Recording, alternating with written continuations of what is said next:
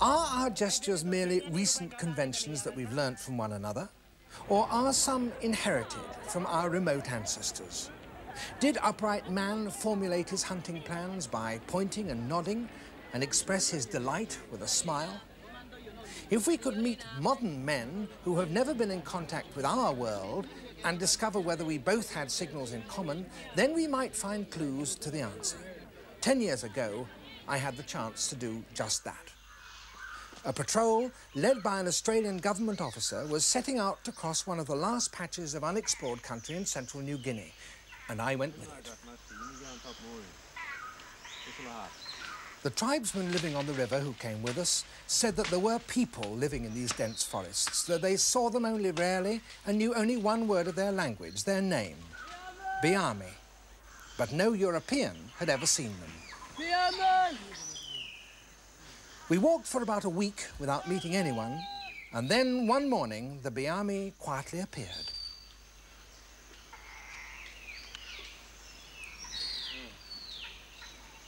Beami,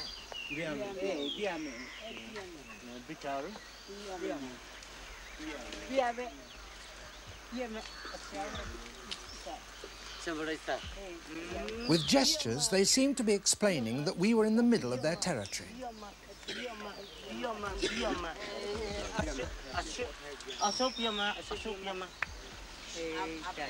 They nodded in agreement. They smiled to give reassurance. And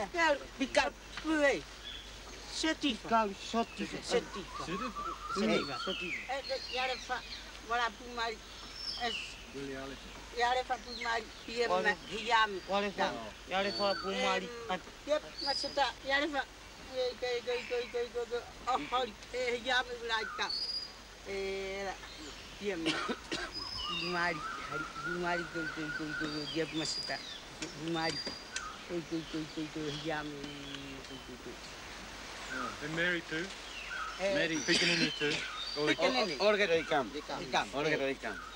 We wanted them to bring down other members of their group and tried to convey this somewhat complicated message with gestures. M. I think. Lalu. Lalu now. Picaro Ikam. Lalu become Picaro Ikam. Picaro Picaro Ikam. You go Picaro Ikam. Yala.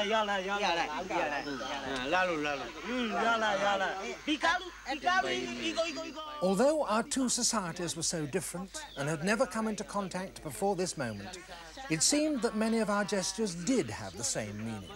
These nods and smiles, frowns and headshakes were surely not mere conventions, but deep in us. It seemed that they used the same name for their rivers as the tribesmen who were with us, and their leader counted them for us. To do that, he used a quite different category of gesture, not a deep-seated one like a nod or a smile, but a conventional one that has been learned. And here our cultural backgrounds divided us. He used the fingers of one hand for numbers up to 5.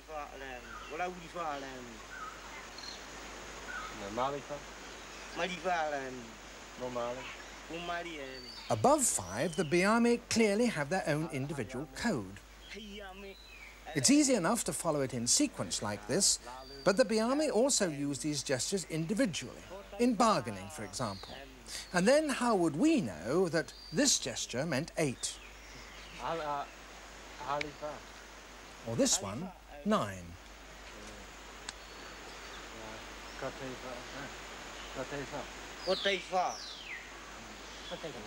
But before he got to 11, he used 2 of those facial expressions that were immediately understandable to us both.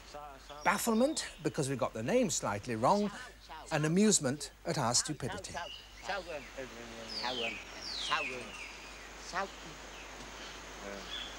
Although we belonged to such different societies, and the only words we had in common were a few proper nouns, we had exchanged quite complicated messages using just gestures inherited from our common past. Gestures that may well have been used before even the emergence of our own species by our distant ancestors, upright man.